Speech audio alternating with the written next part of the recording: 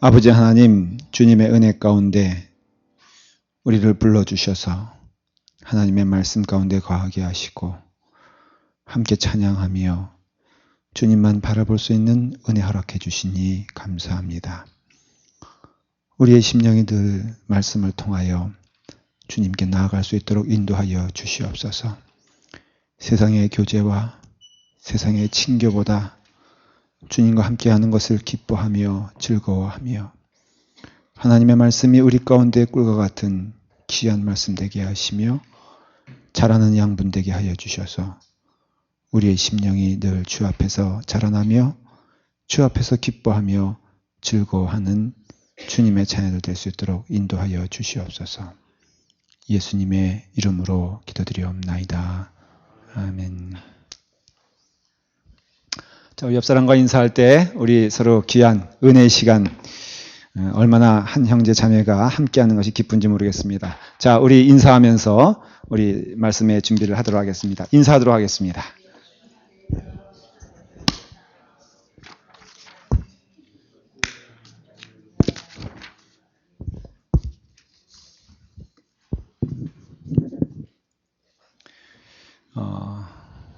아주 즐겁고 귀한 시간이 서로 되었으면 좋겠습니다.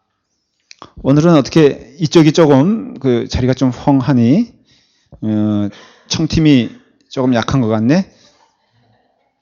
아니면 여기 앉았던 사람들이 일로 온 거 아니에요? 좋은 현상이에요. 어쨌든 간에 서로 피차에 우리가 또 열심을 내도록 하시길 바랍니다. 지금 저희가 사도신경을 함께하고 있죠? 그렇죠? 자, 우리 함께 할까요? 시작! 전능하사 천지를 만드신 하나님 아버지를 내가 믿사오며 그 외아들 우리 주 예수 그리스도를 믿사오니 이는 성령으로 잉태하사 독성령에게 나시고 본디오 빌라도에게 고난을 받으사 십자가에 못 박혀 죽으시고 장사한 지 사흘 만에 죽은 자 가운데서 다시 살아나시며 하늘에 오르사 전능하신 하나님 우편에 앉아 계시다가 저리로서 산자와 죽은 자를 심판하시리라. 정령을 믿사오며 거룩한 공예와 성도가 서로 교통하는 것과 죄를 사하여 주시는 것과 몸이 다시 사는 것과 영원히 사는 것을 믿사옵나이다. 아멘. 이것도 긴장해가지고 벌써 컨닝하는 사람들이 있어요. 충분히 이해가 되고 그리고 또 우리가 그렇게 늘 주의 말씀을 묵상하면서도 네, 새롭습니다. 오늘은 우리가 은혜 받을 내용이 예수님의 죽음과 부활에 대하여 이제 은혜를 받고자 합니다. 라고 말할 때, 목사님, 지난주에 한 건데, 이렇게 말을 해야 되는데, 너무 아무 반응이 없으니까는 조금 약간 쓸쓸합니다. 예수님의 죽음과 부활에 대하여는 지난주일날 했었죠. 부활에 대해서. 부활에 있어서 뭘 말씀드렸습니까? 혹시 기억나시는 내용이 있습니까? 라고 물어볼 때 제가 한번 생각을 해봤어요. 하나도 기억 안 나는 거 있죠. 누가 강의했는데 제가 했잖아요. 그래서 제가 여러분들을 충분히 이해합니다. 정말 아주. 웹사이트에 설교가 지난주일 거가 이렇게 그러니까 이렇게 떴는데, 설교 히브리서 3번째 하고선 나와 있어야겠어. 내가 3번째 했구나. 암만 생각해도 이상한 거야. 몇 번째 했어요? 2번째 했어요? 4번째 했죠? 이거 누가 올려놨어요? 백 목사님이죠, 또. 아닌가? 그래서 제가 빨리 들어가서 고쳐놨어요. 4번째로. 본 사람 없을 거예요, 아마. 자, 하여간 그렇습니다. 오늘은 예수님의 승천에 대해서 말씀을 드릴 겁니다. 하늘에 오르사 전능하신 하나님 우편에 앉아 계시다가, 그 다음 뭐겠어요? 지금 재림께서 우편에 앉아 계시다가 저리로서 산자와 죽은 자를 심판하러 오시리라. 그러니까 오늘 이 말씀이 굉장히 중요한 의미를 따지자 보면은 왜 중요하냐면은 지금 이 시대는 어떤 시대예요? 그 은혜의 시대죠. 그건 다 은혜의 시대인 건 은혜의 시대인데 지금 이 시대 말하면 사도신경 오늘 고백하는 과정에 있어서 어느 시대일까? 종말의 시대? 심판의 시대? 저기 오늘 제가 물어보는 의도가 분명히 있을 텐데 어떤 시대? 예수님이 하나님 우편에 앉아 계신 시대예요. 그렇죠. 그렇잖아요. 지금 저리로서 산 자와 죽은 자를 심판하러 오시리라 전에 어디 계세요? 하늘에 오르사 하나님 우편에 앉아 계시다가 지금 어디 계시냐? 하나님 우편에 앉아. 그러니까 이 시대가 그 시대라 이거예요. 너무나 중요한 시대라는 것이. 오늘날의 이 시대를 해석하는 것은 대단히 중요한 것을 알 수가 있어요. 자, 그런 의미에서 질문, 예수님은 지금 어디서 무엇을 하고 계실까라고 물어보면은 그렇죠. 그러니까는 부활과 쉽게 말하면 부활이 있잖아요. 예수님의. 그 다음에 여기 있으면 재림이 있을 거 아니에요. 그렇죠? 이것을 종말의 시대라고도 말하고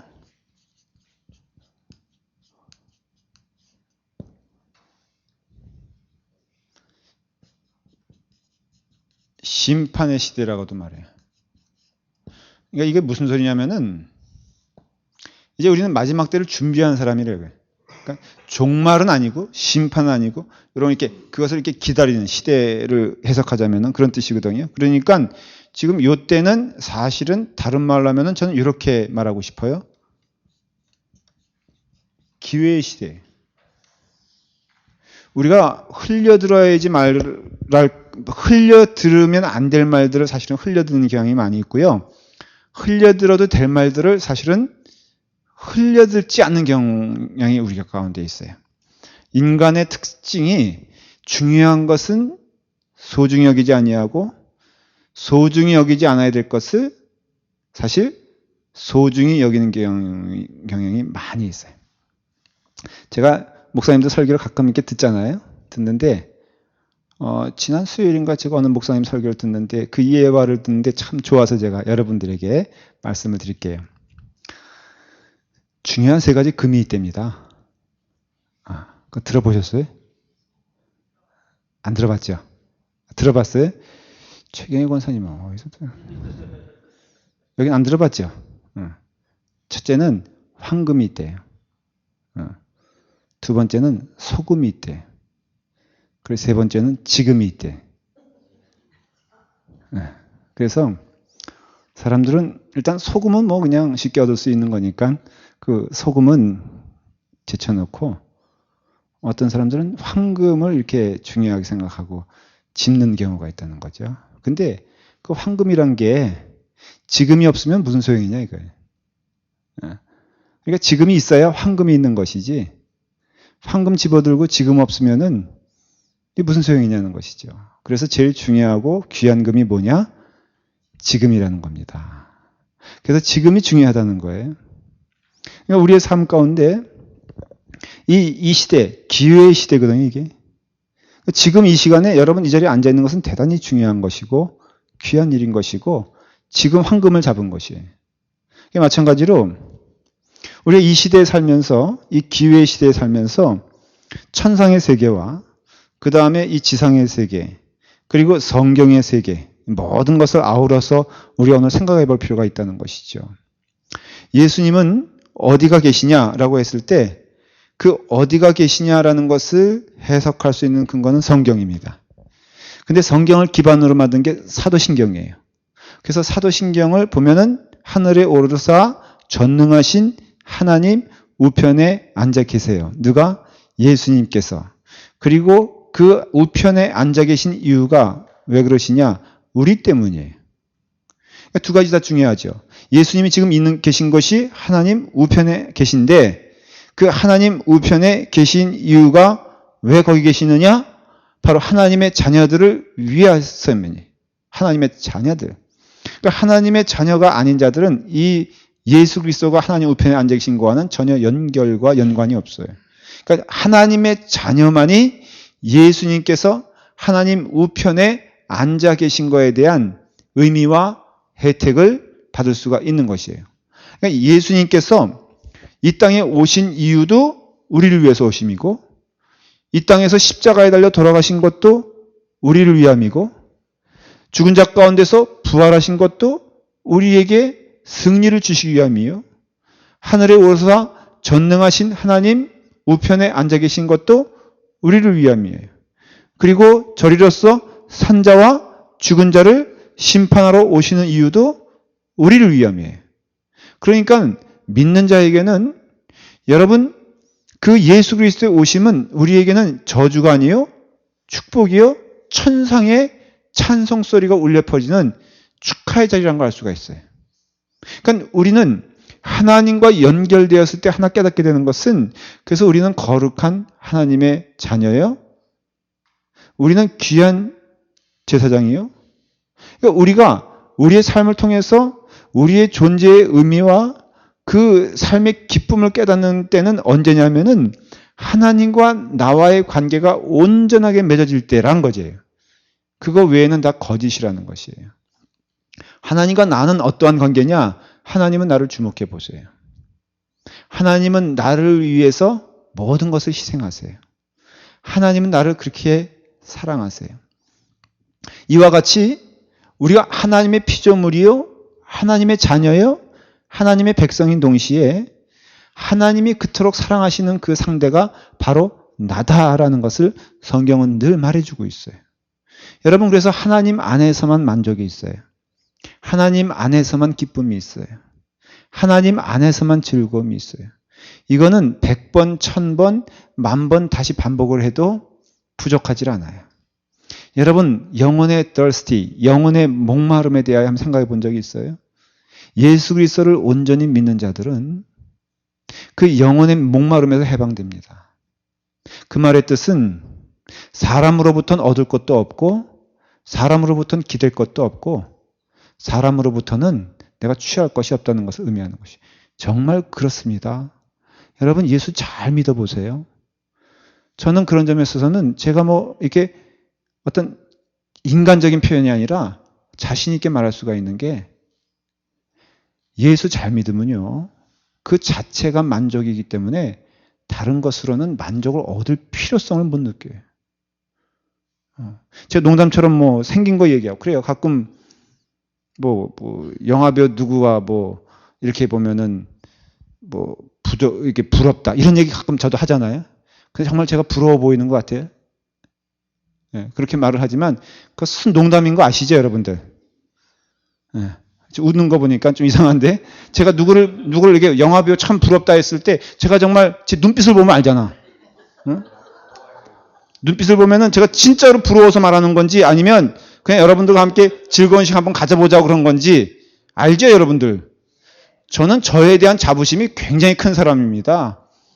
키 작으면 어때? 늘 그렇게 얘기하잖아요. 키에 대해서 얘기할 때 목사님은 키에 대한 컴플렉스가 있다? 제 눈빛을 보세요. 제가 있는 것처럼 보여요?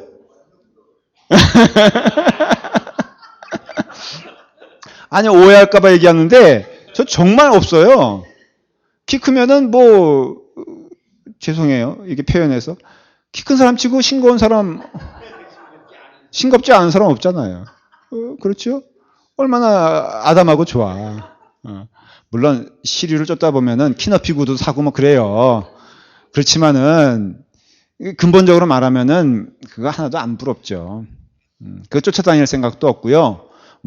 세상에서 주는 그런 거, 저는 그래서 제가 받은 상장 있잖아요. 다 버렸어, 저는. 그래서 보여달라면은 보여줄 수가 없어. 매달 이런 거 제가 다 버렸어요. 왜냐하면은 그거 사실 내가 가져보니까 얘기인데 소용없어.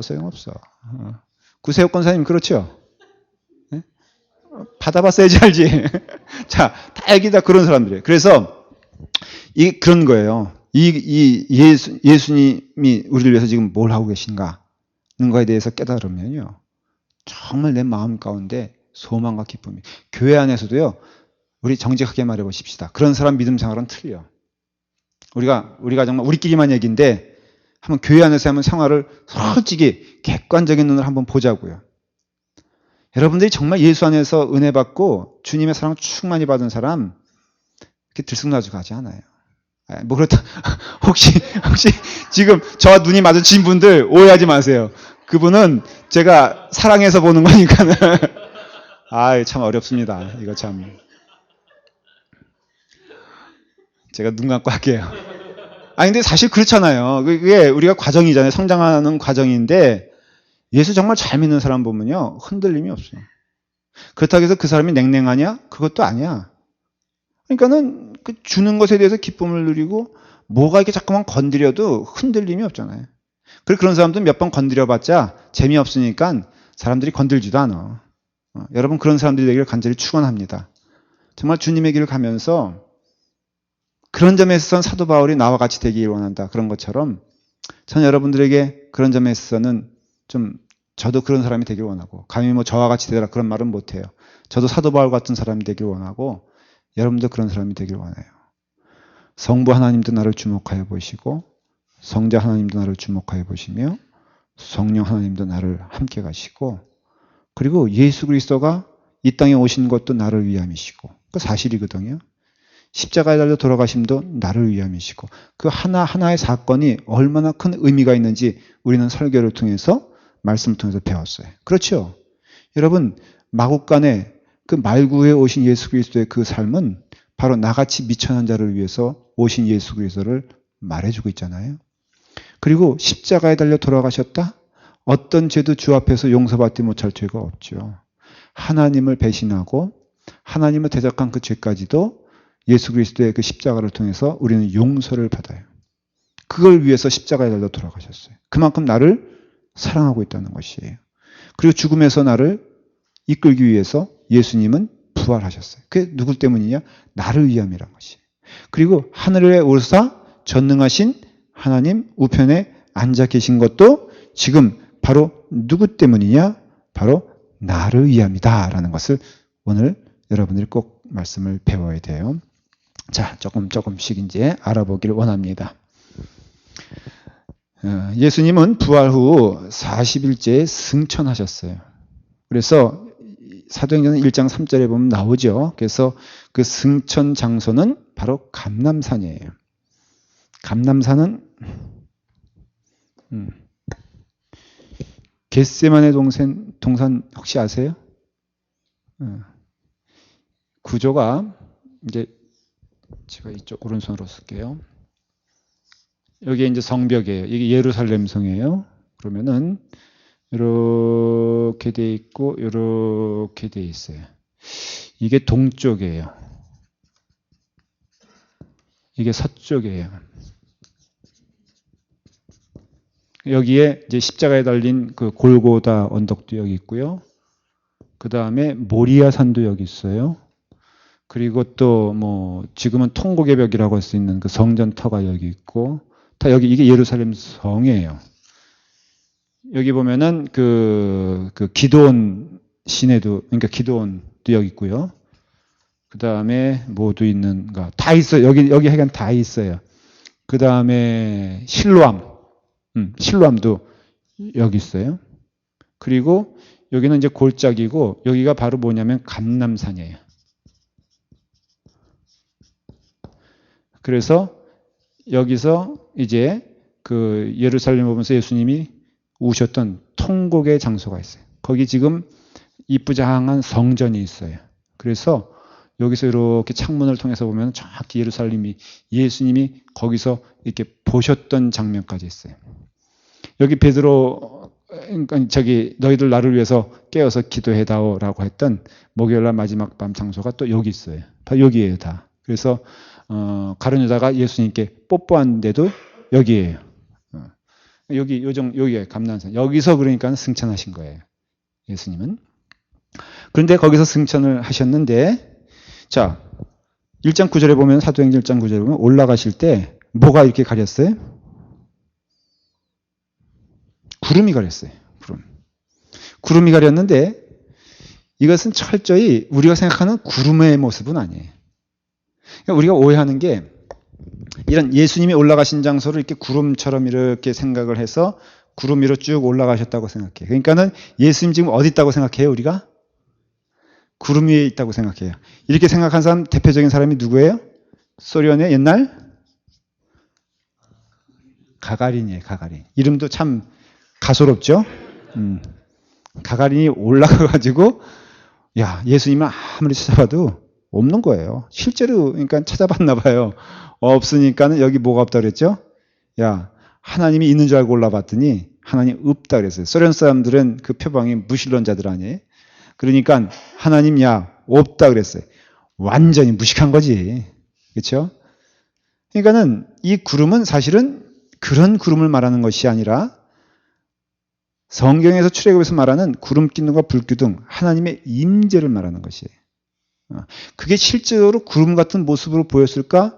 저는 그냥 개인적인 생각에는 그랬을 것이다 생각해요. 왜냐하면 이건 제자들에 의해서 기록된 것이기 때문에 제자들의 눈에 보이기에는 그것이 또 실제적으로 출애굽기에 있었던 그 구름 기둥과 불 기둥은 진짜로 햇빛을 가려줬고 밤에는 따뜻한 온기를 주는 것을 알 수가 있기 때문에 그것이 상징적인 의미도 있지만은 실질적으로 그것이 구름이라든가 아니면 그것이 불 기둥으로 보였을 것은 맞는 얘기지만 그러나 성경에서는 실질적인 구름과 불을 말하려고 하는 것이 아니라 그건 철저히 뭐냐면은 하나님의 임재를 말하는 것이고 하나님의 영광을 말하는 것이에요.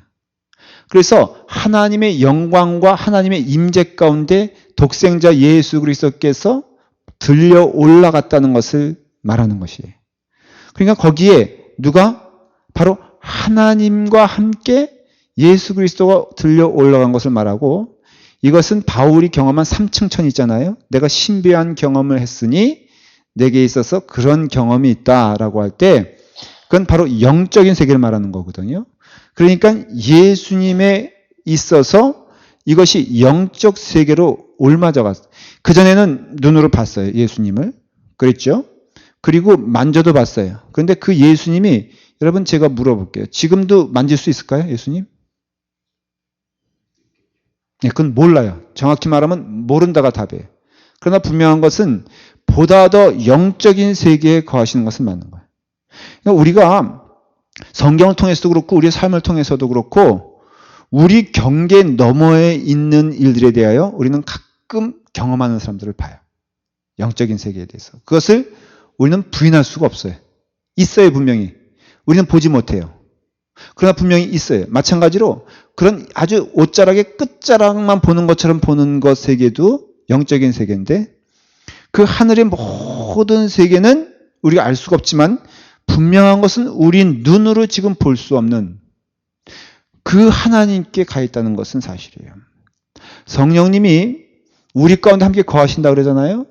이것도 우리는 솔직히 온전하게 우리가 이해하거나 우리가 볼 수 없어요. 여러분 그것이 어떤 내게 있어서 마음 이쪽에 있는가 저쪽에 있는가 아니면 나의 손을 잡고 가는가 그거는 몰라요. 그러나 분명한 것은 예수 그리스도께서 그 말씀을 하셨으며 예수 그리스도의 표적과 그 삶을 통해서 우리와는 다른 영적 세계가 있음을 말해주고 있고 지금 예수님은 그 천상의 세계에 있다는 것을 스스로가 분명히 말씀하고 있으며 우리는 그렇기 때문에 그 세계가 있음을 기억하고 결론적으로 말하면은 우리는 그 나라와 그 의를 사모하는 자이기 때문에 조금 이상하게 표현할지 몰라도 예수 그리스도를 믿는 자들은 이 삶이 경계선에 있다는 거예요.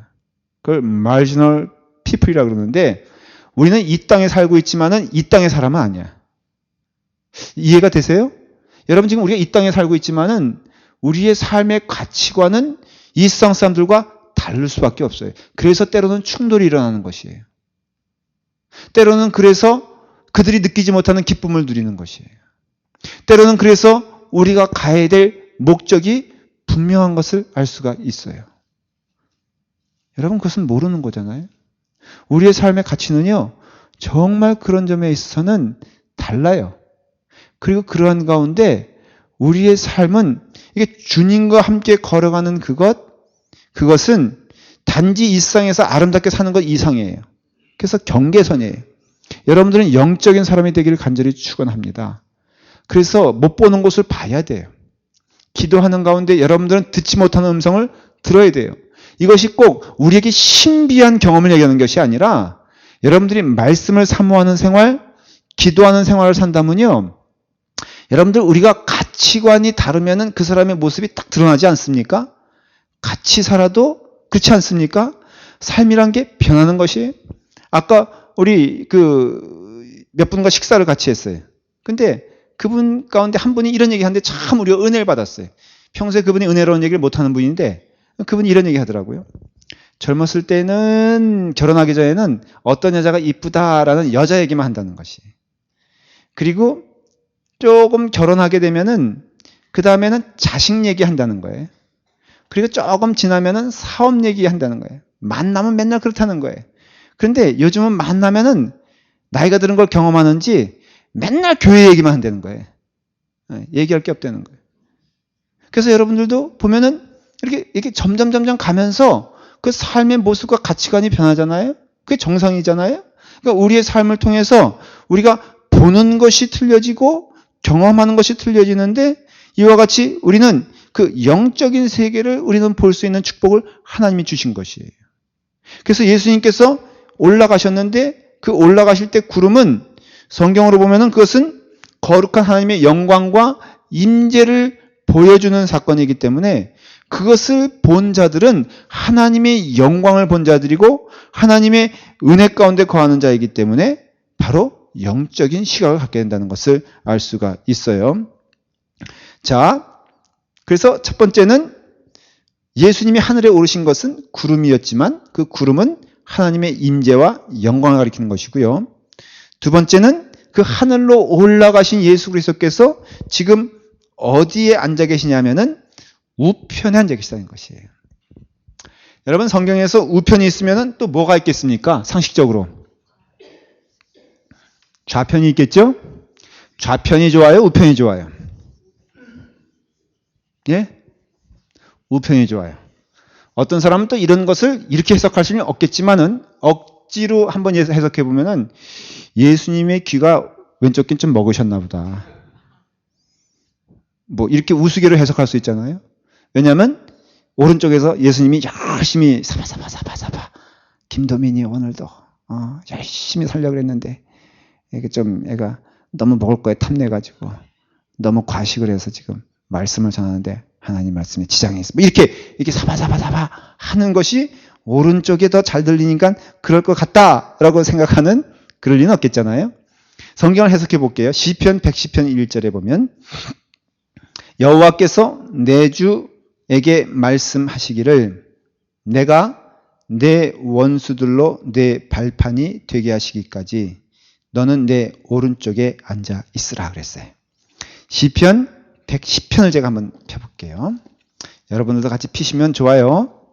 시편 몇 편? 110편을 딱 피면 거기 첫째 절이 제가 읽은 말씀이에요. 한번 읽어볼까요? 여호와께서 내 주에게 말씀하시기를 내가 내 원수들로 내 발판이 되게 하시기까지 너는 내 오른쪽에 앉아 있으라 하셨더라. 그랬잖아요? 그런데 이걸 누가 썼어요? 다윗이 썼어요. 그래서 다윗은 단순한 왕이 아니라 하나님의 영광의 임재를 경험한 신령한 사람이에요.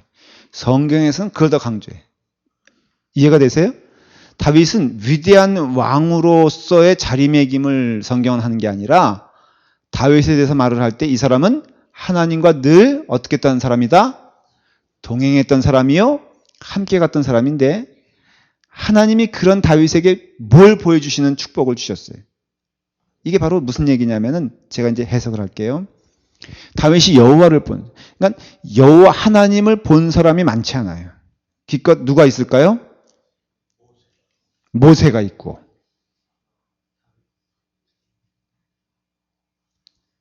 있죠? 근데 모세보다 센 이가 누군지 아세요? 모세보다 센 사람. 다윗이에요, 다윗. 모세는 하나님의 그림자만 겨우 봤어요. 다윗은 대면하여 얘기한 것을 지금 얘기하는 것이. 그런데 이런 얘기예요. 여호와께서 내 주에게 말씀하시기를 그랬어요.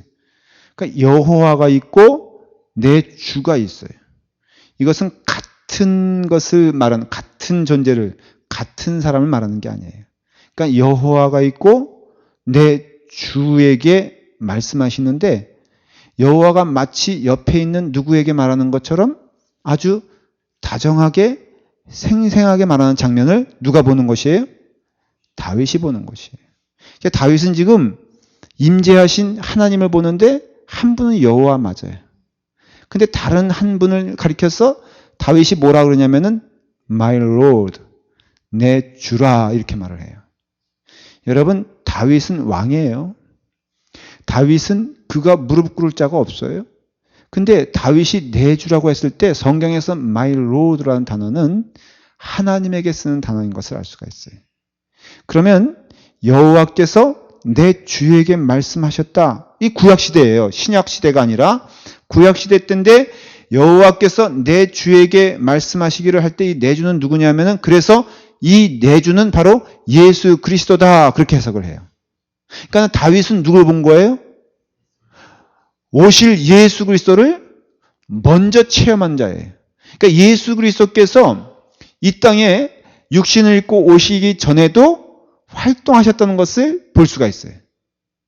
그런데 내 주에게 말씀하시기를 내 원수들로 내 발판이 되게 하기까지, 이것은 내 원수들이라는 것은 사탄을 말하는 것이에요.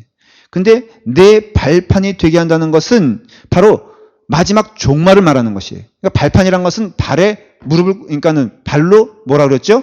그 상대를 이렇게 승리자의 모습이잖아요. 이게 뭐 여러분들 가끔 보면은 그 이렇게 왕이 딱 상대방 이렇게 무릎 이렇게 뭐죠? 발로 이렇게 딱 짓누르고 그리고 내가 승리했다라고 말하지 않습니까? 바로 그 장면을 지금 연상시키는 것이에요.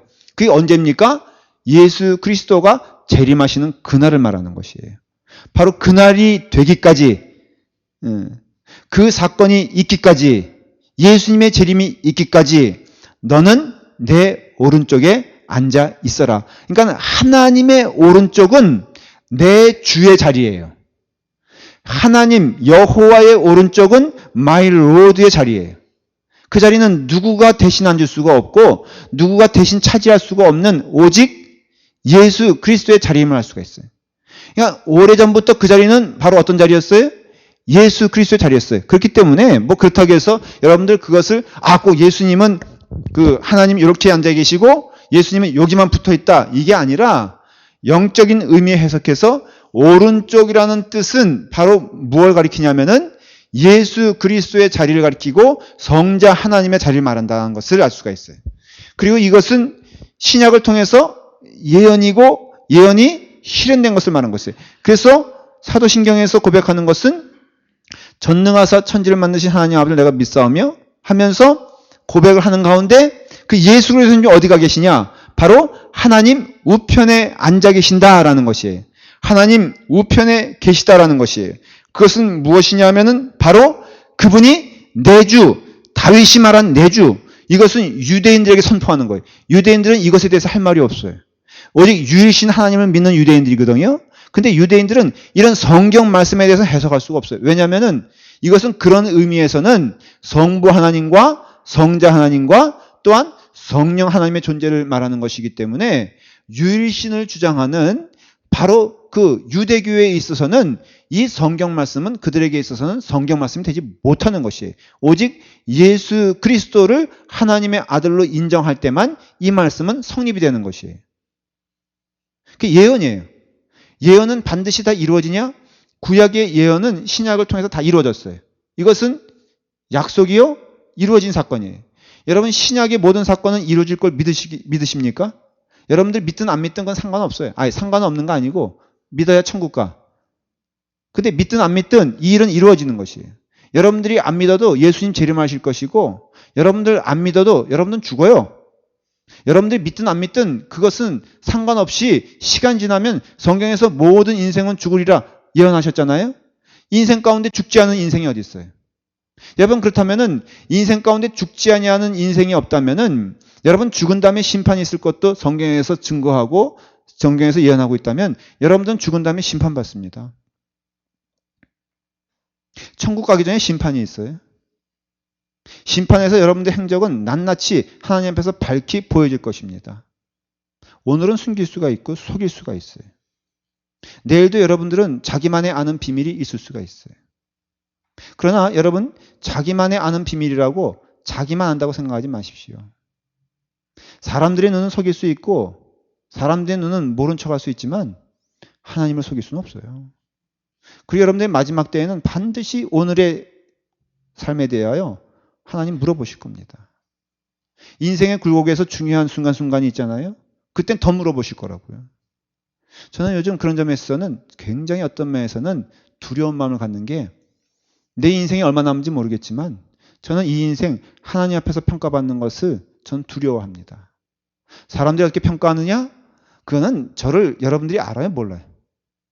여러분 오늘 하루 행정만 하더라도 제가 아름다운 삶을 살았을까? 추악한 삶을 살았을까? 대답하지 마세요.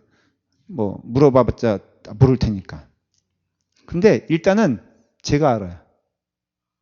제 마음 가운데 두려움이 있나 평안함이 있나 솔직히 제가 알아요. 제가 만족하나 안 만족하나 제가 알아요. 그래서 저는 남이 나를 어떻게 얘기하는 것 그건 중요한 문제가 아니에요. 남이 나에 대해서 어떤 평가를 내리는 것도 중요한 문제가 아니에요. 왜냐하면 내가 나를 알기 때문에. 그 주 안에서 내가 열심을 다했으면 내 안에 평화와 은혜가 넘쳐요. 완벽한 것을 얘기하는 것이 아니라 하나님 앞에서 정직한 삶을 얘기하는 것이에요. 여러분 제가 물어볼게요. 평안해요 지금? 이제 벌써 9시예요? 여러분 평안해? 네. 웃음으로만 때우지 말고 한번 고개를 이렇게 하든가 이렇게 하든가 한번 해보세요. 여러분 평안해? 그 평안함의 그 근본 실체가 뭐예요? 착각일 수도 있어요. 그렇죠? 내가 오늘 만족하게 오늘 돈도 잘 벌고 내가 와이프한테 큰 소리 칠 수 있는 근거도 생겼어. 이런 걸로 여러분들 만족합니까? 아니에요? 아니 뭐 남자도 아닌데 잠깐 여자 내가 이쁜 아내로서 저녁밥도 맛있게 차려줬겠다. 배 그냥 이렇게 탕탕하게 먹여줬겠다. 난 좋은 아내다. 만족할 수 있어요? 최영희 권사님? 안 해줬어요?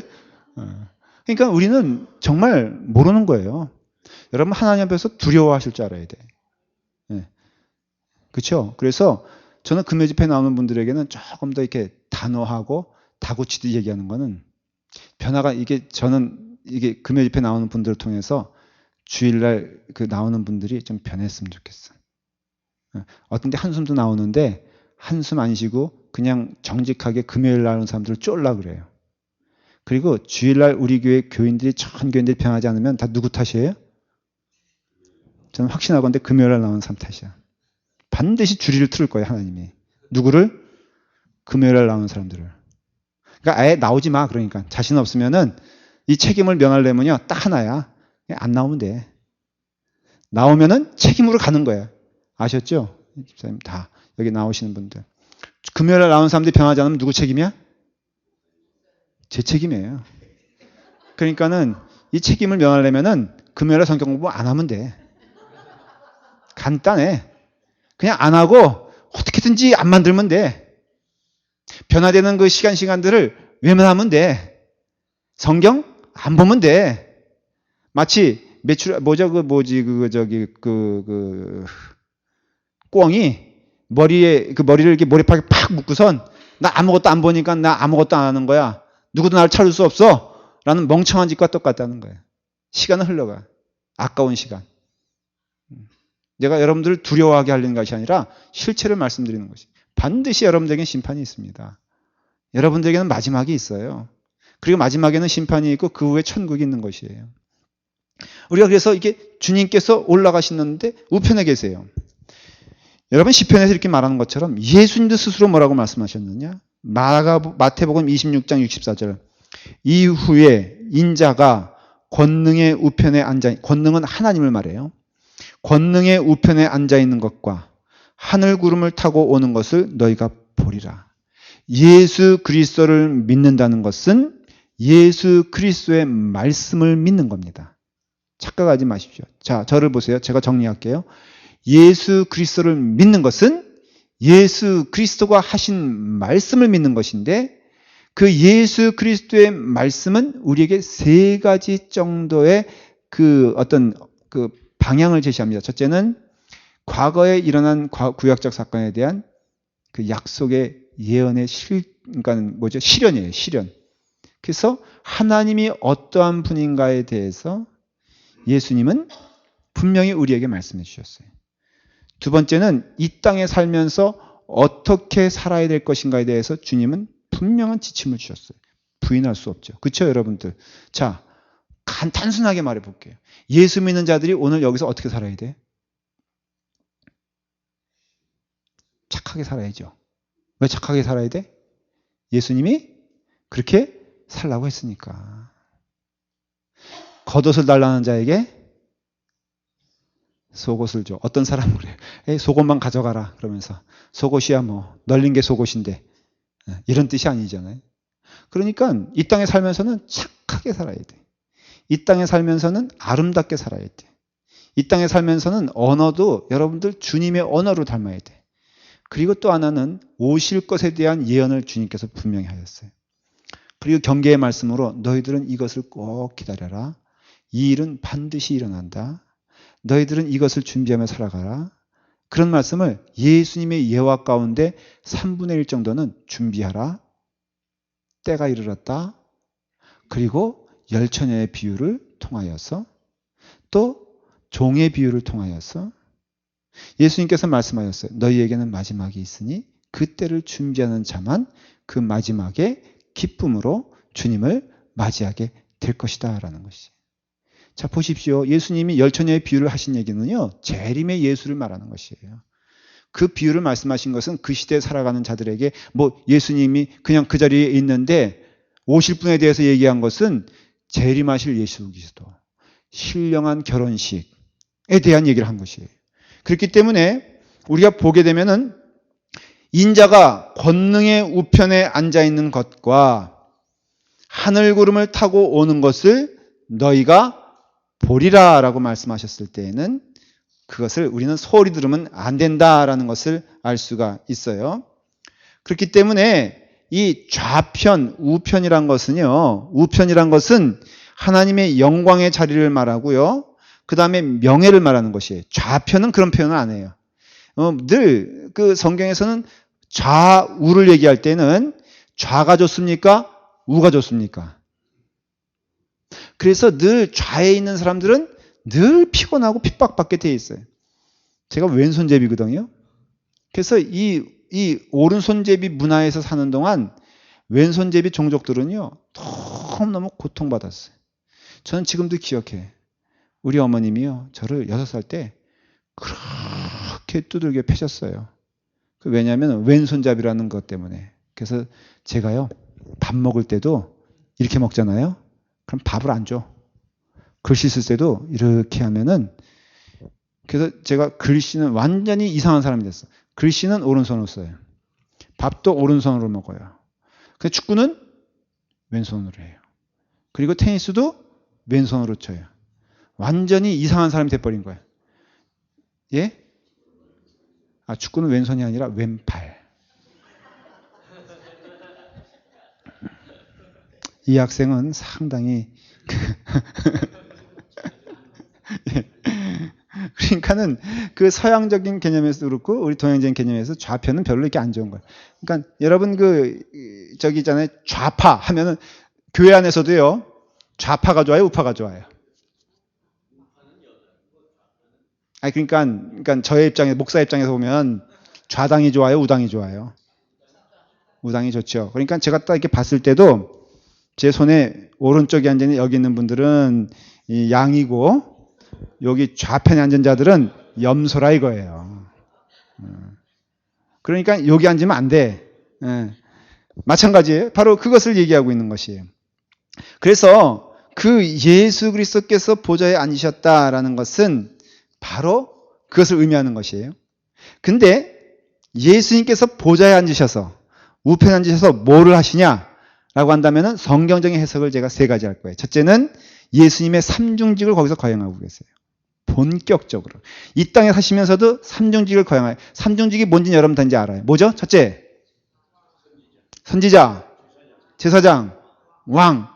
이 3가지 직분을 예수님이 보좌 우편에 앉으셔서 그 일을 감당하고 있다는 것이에요. 이건 제가 지금 성경을 들어서 설명하는 것이에요. 제 생각을 얘기하는 것이 아니라, 먼저는 예수님은 보좌 우편에 앉으셔서 가장 중요한 일을 하시는데 그것이 대제사장의 역할을 하고 계시다는 것이에요. 히브리서 8장 1절에 보면은 이제 하는 말의 중요한 것은 이러한 대제사장이 우리에게 있는 것이라 그가 하늘의 위엄의 우편에 앉으셨는데 그 하늘의 위엄의 우편에 앉아 계신 이가 바로 예수 그리스도신데 그 예수 그리스도의 신분은 누구시다? 대제사장이다. 대제사장의 역할은 뭐라 그랬죠? 우리의 죄를 대속하시는 분이라 그랬죠? 우리의 죄를 모두 끌고 가셔서 그 앞에 엎드려 대신 죽으시는 역할이라 그랬죠? 지금 예수 그리스도께서는 하나님 우편에 계셔서 우리를 대속하셔서 대제사장의 역할을 감당하고 있다는 것을 히브리서 8장 1절에서 말해주고 있는 것이고 히브리서 7장 25절로 거꾸로 올라가 보면은 이는 그가 항상 살아계셔서 그들을 위하여 간구하신다는 것이. 자, 예수님 살아계십니까? 예수님 살아계십니다. 살아계신다는 것은 나의 이름을 기억하신다는 뜻입니까? 죽은 자는 그 살은 자들의 삶과 그 다음에 그 이름을 기억할 수가 없어요. 여러분, 예수님이 죽으셨다면요, 우리가 그분을 기념하고 추모할 수 있어도 그 예수 그리스도께서 우리를 기억하시고 생각하시고 또 간구하실 수는 없다는 것이죠. 그러나 성경에서 분명히 여러분 예수 그리스도께서 나를 위해서 간구하고 있다는 것을 증거하고 있어요. 여러분 성령님의 은혜 가운데 우리가 은혜의 충만성으로 가면요 가장 깊이 체험하는 것이 뭐냐면은 예수 그리스도의 임재입니다. 반드시 여러분들 기억하십시오. 우리가 교회 생활 잘한다는 것은요 예배 생활 충실하게 형식적으로 드린다는 뜻이 아니에요. 정말로 저는 어떤 안타까운 것이 우리가 눈에 보이는 그런 걸로 자꾸 우리의 믿음 생활을 희석시키지 않기를 바라요. 예수 그리스도를 믿는다는 것, 교회 나온다는 것은요 살아계신 예수 그리스도가 나와 함께 걸어간다는 것을 의미하는 것이에요. 여러분 가장 사랑하는 사람이 여러분과 함께 있을 때 여러분의 삶의 특징이 무엇인 줄 아십니까? 예? 가장 중요한 보여지는 게 뭐냐면 생동감이에요. 생동감. 여러분 사랑하는 사람이 바로 옆에서 늘 나와 함께 있는데 그 사람이 나에게 함께 가는 기쁨을 준다면 내게 있어 모습은 생동감. 군대에 있을 때 이제 그 토요일 되면은 이제 면회를 옵니다. 그러면은 대강은 면회를 오는 것을 이렇게 편지를 통해서 내가 몇 날 며칠에 온다라는 것을 이제 미리 알잖아요. 그러면 그 사람의 삶은요 한 목요일 때부터 달라져요. 확연히 틀려. 옛날에는 그냥 꾸준하게 다니던 그 병사라 할지라도 그 목요일부터요 얼마나 사람이 달라지냐면은 향수 뿌려, 옷 데려, 구두 닦어. 이건 군대 갔다 온 사람만 느낄 수 있는 행복이에요. 그래서 달라져. 생동감이 있어. 너무너무 행복해 보이는 거야. 우리는 그거 보면서 어때요? 너무너무 부러운 거야. 한 사람의 생동감이 10사람을 죽여버립니다. 마찬가지로 여러분들 교회 안에서도요. 참된 생동감은 어디서 나오냐면은 바로 주님과 함께 걸어가는 자예요. 그런 사람이 봉사해야 돼. 저는 봉사하면서 어떻게 보면 가끔 보면은 봉사하면서 얼굴에 우거지라고 써있는 분이 있어요. 아예 안 하는 게 나아. 뻔히 보이거든. 그럼 목사님 힘든 건 여러분 사랑하는 사람을 위해서 밥을 줘본 적 있어요? 고기가 안 끄떡거리는 거 보니까 부인네들은 뭐 하신 거야 대체? 정말로 그렇지 않아요? 우리 다 우리 여기 한 번씩 다 해봤잖아. 그렇죠? 우리 여인네들 죄송해요 표현 여인네가 나쁜 뜻은 아니죠. 부인네들인가? 부인네들 한 번이라도 남편 물론 신혼 때 한 몇 밤이겠지만은 정말 정성 다해 받쳐주는 그 밥을 통해서 기쁨을 누린 때가 있잖아요. 그것조차도 없어요? 그럴 때 여러분 그때 그 생동감을 기억하잖아요. 그러면 저는요 그 목사님 한 번 할 수 있어도 두 번? 여러분 예수 그리스도가 내 안에 있으면요 정말 오히려 저는 고백할 목회를 하면 할수록 제 삶 가운데 생동감이 있다니까. 자꾸 저를 흰머리 나온다고 뚜껑이 보인다고 그 다음에 심장이 잘못 이런 얘기 하지 마세요. 이거는요 아무것도 아니야. 정말 진심을 얘기하면은 저는 여러분들에 인해서 더 즐겁다니까. 제 마음 가운데 전투열이 생기는 거 있죠. 더 어떻게든지 쪼아가지고 이분들을 반드시 내가 함께 나만 가는 게 아니라 끝까지 끝까지 데려가겠다라는 점점점 단호한 결심과 각오와 계획이 서 있어. 올해는 어떻게 하면 더 괴롭힐까? 그래서 지금 제가 착실히 계획 세워서 3월 달부터는 구체적인 게 드러날 거예요. 추수감사절까지 시편을 다 외우게 한다거나, 아니면은 로마서 8장은 다 전체가 외우게 한다거나. 올해는 외우는, 작년에는 퀴즈였잖아요. 올해는 외우는 거예요. 컨셉이 다 매년 교회마다 컨셉이 있는 거 아니겠습니까? 옷에 대한 컨셉이 있듯이 올해는 뭐라고요? 그래서 크게는 하나님께, 작게는 김동민 목사에게 사랑받으려면은 딴 거 아니야. 지금부터 부지런히 외워두십시오. 머리 나쁘다? 군대 가보십시오. 머리 나쁜 게 통해요? 군인 정신. 어떤 사람은 1분 만에 외우는 사람이 있지만, 어떤 사람은 10시간 만에 외우는 사람이 있고, 어떤 사람은 이틀 밤 밤새고 외우는 사람이 있는데, 결과적으로는 어때요? 다 잊어먹어요? 세상에.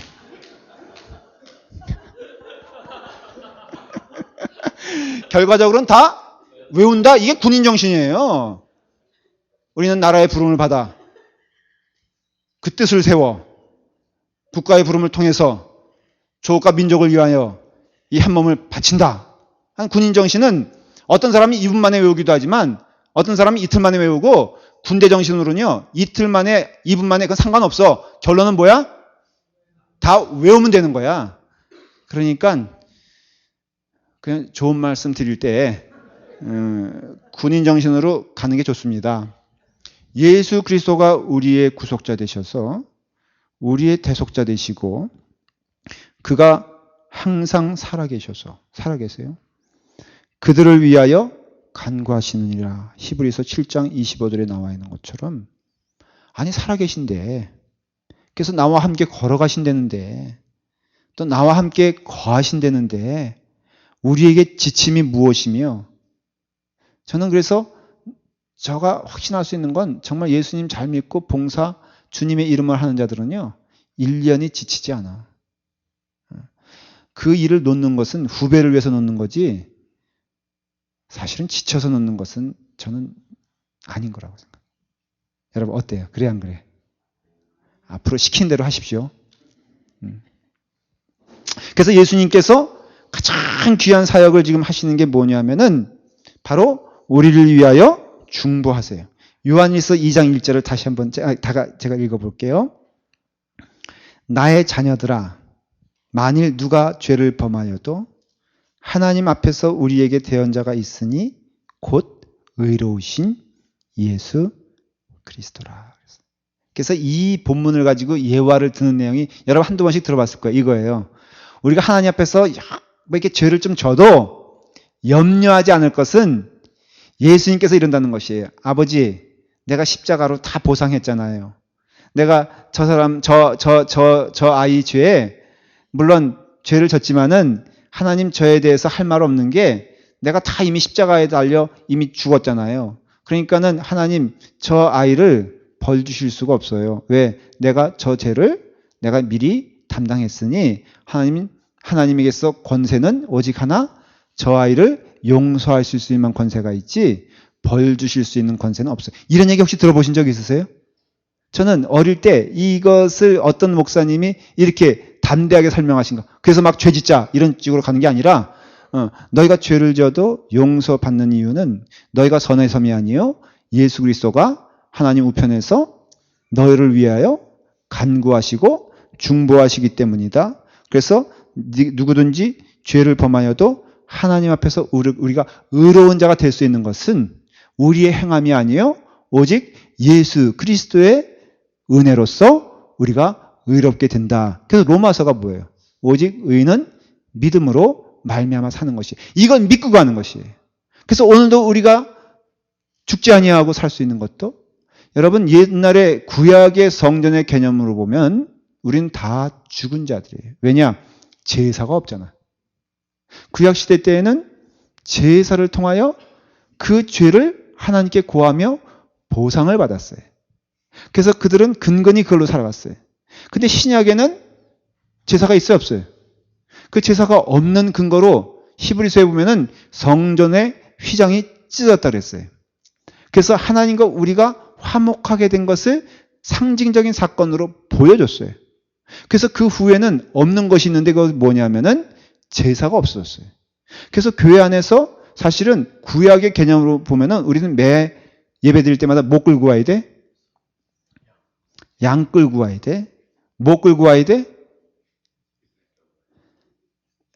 비둘기. 조금 더 크게 써보세요. 소를 끌고 와야 돼. 그래서 남의 가슴에 대못을 박은 자는 소를 끌고 오고, 그 다음에 조그만 못을 박은 자는 비둘기를 끌고 오고, 그 다음에 발등에 돌을 찍은 자는 염소를 들고, 이렇게 왔어요. 근데 여러분들 들고 와, 안 들고 와? 안 들고 오잖아. 그래서 살았어, 죽었어? 본인이 모르겠어요? 자기가 살았는지 죽었는지 고민하고 대답해야 돼? 살았어, 죽었어? 여러분들은 살았어요. 근데 살은 자나 죽은 자로다. 이게 아니라 죽은 자나 살은 자다. 후반이 맞아요. 여러분들은 죽은 자나 살은 자예요. 그게 왜 살게 되었느냐? 예수님의 은혜가 있기 때문에 사는 거예요, 이거예요, 지금. 그냥 사는 게 아니라, 여러분들이 지금 살아있는 게, 여러분 그냥 오늘도 하루 살아가는 거지.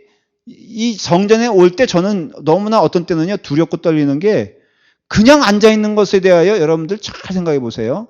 오늘 하루는, 제가 시적으로 표현할게요. 오늘 하루는 그 어느 누구가 나를 위해서 죽었기 때문에 오늘 살아있는 것이에요. 여러분 이 자리에 앉아있는 것은 예수 그리스도의 핏값으로 앉아있는 것이에요. 그냥 앉아있는 게 아니에요. 제사가 없어졌다 그래서 제사의 의미가 없어진 게 아니거든요. 제사의 의미는 지금도 살아있어요. 근데 제사의 의미는 살아있는데 우리는 드린 것이 없는데 어떻게 우리가 살아갈 수 있느냐? 우리는 바친 것이 없는데 어떻게 살아갈 수 있느냐? 이미 예수 그리스도가 바쳤다니까. 예수 그리스도가 우리를 위해서 죽으셨다니까. 예수 그리스도의 보혈의 피로 우리는 지금 죽을 수밖에 없는 자가 주의 은혜로 살아있는 것이에요. 그러니까 은혜 받은 자의 삶은 다르죠, 여러분들. 은혜 받은 자의 삶은 감격이에요. 여러분 하루 감격하십니까? 여러분 하루 삶이 감사합니까? 감사와 감격은 오직 은혜 받은 자만이 누릴 수 있는 하나님의 은혜와 축복인데 그 감격은 무슨 근거로 있느냐? 예수 그리스도께서 날 위해 죽으셨다라는 것을 오늘 지금도 성령님을 통해서 우리에게 증거하고 있다는 것이에요. 그렇기 때문에 여러분 교회 안에서 우리의 죄는 예수 그리스도를 통하여 용서받은 죄고 지금도 하나님 우편에 계셔서 하나님 앞에서 우리에게 대언자가 되셔서 우리의 모든 죄를 용서해달라고 오늘 예수님께서 중보하시고 기도하시기 때문에 오늘 우리가 이 자리에 살 수 있다는 것이에요. 심지어는요, 회개하지 않았더라도 주님 전에 나와 있는 우리가 살아있는 것은 이것은 모순 아니에요, 사실은? 하나님은 공의로우신 분이라 죄 없는 자와 죄 있는 자와는 함께 하실 수가 없어요. 근데 함께 할 수 있는 것은 누군가가 그 죄를 보상해 줬기 때문에 있는 것이에요. 그러니까 여러분들이 회개한 죄에 대해서도 하나님께서 주시는 축복이 넉넉하지만 미처 회개하지 못하는 것도 하나님의 축복의 영역 안에 있는 것이에요. 또 우리가 어떻게 보면 악한 삶을 살았어도 우리가 이 자리에 살아있는 이유는 그럴 수 있죠. 교회 안에 여러분들 우리가 고린도전서 제가 지난주에 말씀을 나누면서 교회의 추악한 모습에 대해서 말씀을 드렸잖아요. 이게 어느 교회나 자유롭지 못하고 뭐 우리 교회도 그런 점에서는 온전한 교회가 아니에요. 근데 한번 여러분 질문을 던지신 적 없어요? 저는 가끔 여러분들이 질문 던질 거라고 생각을 해요. 나야 착한 사람이지만 교회 와서 이렇게 부를 수 있는 성가대의 자격이 있지. 예를 들어 성가대. 여기 성가대 있잖아요. 여기 보면 정 집사님 착하잖아요. 여기 누구세요? 우리 유건사님? 금 잡을 데가 없잖아요.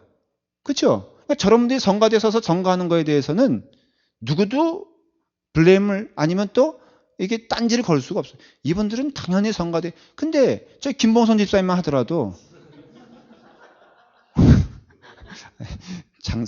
상대를 잘못 골랐다. 최경혜 관사님이 만만하니까 모르잖아요. 그리고 우리는 어떤 땐 솔직히 내가 알아. 저 사람 어저께 정말 내 돈 꺼가지고 안 갚은 거 내가 알고 있어. 실체가 거기 있어. 그래서 성가대를 보면서 시험에 빠지는 이들이 많다 그래요. 그러니까 채무 관계가 있는 분들은 성가대에 안 쓰시는 게 좋아. 그러면은 여기 앉아있는 분 가운데 저 사람 보면은 더 시험에 들 수 있는데 그런 분들에게 제가 말씀을 드려요. 시험 들 거 하나도 없어. 왜냐면 그 사람도 하나님의 은혜 가운데 살아가는 거야. 언젠가는 하나님의 음성을 듣고 돌아올 날이 있음을 저는 믿어요. 우리는 심지어는요, 저도 그런 경험 하는데, 저 사람은 목사 아니야. 내가 친구인데 모르겠어요. 어? 내가 여기 다, 저기 동역자들이 있는데, 제 신세 안 진 사람 없어. 이렇게 말하면 교만이지만. 밥을 제가 사줘도 얼마 많이 사줬는데, 제가 3그릇 이렇게 세봤거든요. 제가 10그릇 사줄 때, 그 사람 1그릇 사줬어. 그럼 9그릇은 도둑 맞은 거 아니에요? 근데 그런 거 생각하면 목사야 아니야?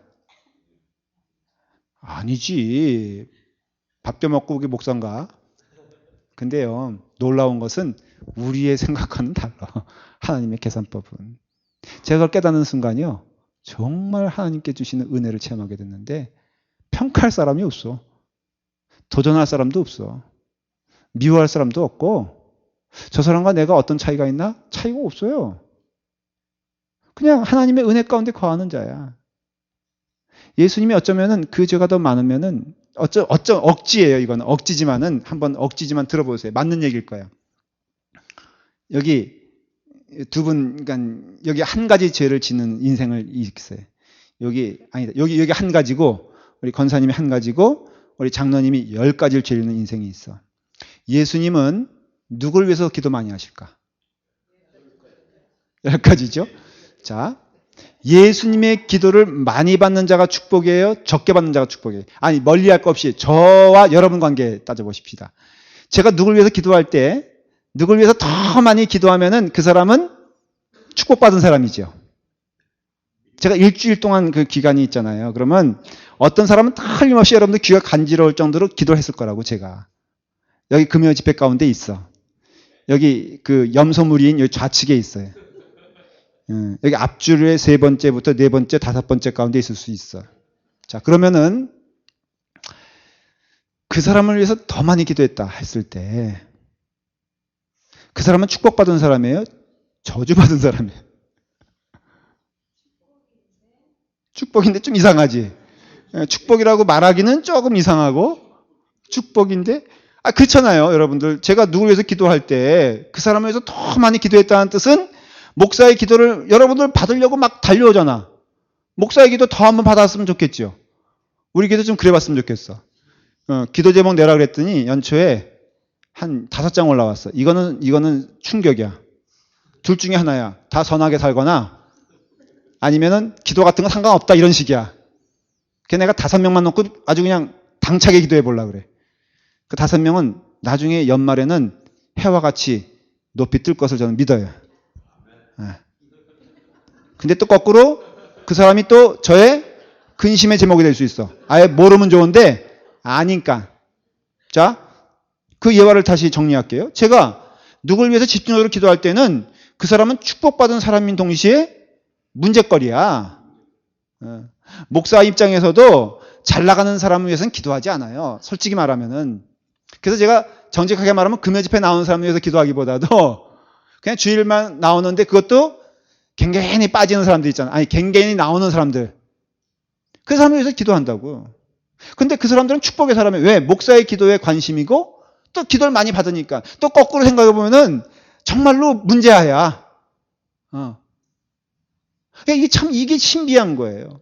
기도를 많이 받은 입장에서는 축복이지만 기도를 많이 받았다는 것은 또 그 문제가 될 수 있는 것인데, 예수님이 그 중보의 위치에서 기도하실 때 여러분 그 기도의 제목이 많은 사람들은 사실은 근심거리라고. 그러니까 그런 점에 있어서는 오늘날에 있어서 굳이 따지자면은 여기서 가장 예수님의 기도를 많이 받는 자는 누구예요? 누군지 한번 손 들어볼 수 있어요? 내가 예수님의 기도 제일 많이 받는 것 같다. 그 사람이, 정 집사님 뭐 그렇다고 또 제가 그 다음 얘기가 뭔지 알고 지금 손 드시는 거예요? 그럴 수 있다는 거예요, 진짜로. 그런데 예수님의 기도를 많이 받는 자를 향하여서 제가 어떻게 그 사람을 평가할 수 있어요? 어떻게 그 사람을 저주할 수 있어요? 어떻게 그 사람은 아니라고 말할 수 있어요? 예수님이 포기하지 아니하시고 기도하시고 중보하시는데 어떻게 제가 하나님의 자녀의 신자로서, 목사로서 예수님도 버리지 않는 그 사람을 향하여서 너는 안 되라고 말할 수 있냐 이거예요. 그럴 수 없다는 거예요. 그러니까 여러분들도 그렇게 살면 돼, 안 돼? 안 돼. 그러니까 교회 안에서 저 사람 안 돼요라고 말하면은 그 사람 안 되는 거야. 예. 내가 이렇게 말하면 조금 그러나 사실이죠. 그렇죠? 가슴 아픈 일이 어떤 때는 효과적인 거로 따지면은 일당백만 데려가는 게 나아. 정직하게 말하면 다수의 예를 들어서 한 1000명이 있는 교인보다 어떤 때는요. 그 100명의 당찬 그 교인 데리고 가는 게 훨씬 더 효과적일 때가 있어. 저도 인간인지라 어떤 때는요. 그런 생각을 지금 있는 교회 아니고 옛날 교회에서 했었어. 여기 가운데 한 10분의 1만 추려가지고 내가 교회를 다시 시작하면은 훨씬 빠르겠다. 아예 그냥 딱 갈라놔가지고 여기 물을 안 든 사람들, 좀 이렇게 쫓아오는 사람들만 데려가면은 정말 잘 되겠다 그랬는데 해보니까 또 그것이 아니야. 추려서 나오잖아요. 거기에 또 생겨. 신비한 은혜야.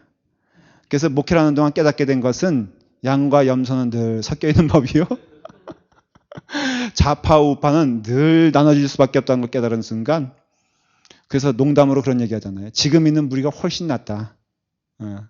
그렇기 때문에 예수님이 대속자다라는 것은 예수님의 삼중직에 있어서는 가장 넘버원을 차지하는 것이에요. 그리고 하나님 우편에 계셔서 그 일을 하시기 때문에 오늘 이 시간에 그 영역의 축복 가운데 거하지 못하는 백성이었기 때문에 이걸 제가 이렇게 해석하고 싶어요. 교회 안에서 다르다고 여러분들 고통스러워하지 말고요. 힘들죠. 힘들지만 함께 가야 되고요. 두 번째는 어쩌면 하나님이 그 영혼을 더 사랑하신다는 것을 여러분들이 아셔야 돼요. 하나님의 결정에 토를 달면 안 돼. 하나님의 방식에 브레이크를 걸면 안 돼요. 하나님의 목회 방식에 대하여 우리는 순종해야 돼. 목사도 순종해야 되고 교인들도 순종해야 되고 여기에 순종 안 하면 큰일 나는 거예요. 어때요? 맞죠? 그래서 대속자 되시는 예수 그리스도의 은혜를 통하여 구원받은 우리라면은 저 사람도 구원받음을 인정하면서 한 걸음 한 걸음 나가야 돼요. 오늘은 여기까지 하고 다음 주에 이어서 예수 그리스도의 우편에 앉아 계신 예수 그리스도의 그 사역에 대해서 더 얘기하도록 하겠습니다. 기도하겠습니다. 아버지 하나님, 주님의 은혜 가운데 우리로 하여금 귀한 말씀을 허락해 주시니 감사합니다. 구속자 되시는 예수 그리스도, 우리로 하여금 우리의 삶 가운데 늘 중보자 되셔서 대제사장이 되셔서 우리의 죄를 감당하시고 우리의 죄를 사하여 주시며 사랑 가운데 거하게 하시니 감사합니다. 하나님께 영광을 돌립니다. 축복하여 주시옵소서. 예수님의 이름으로 기도드리옵나이다. 아멘.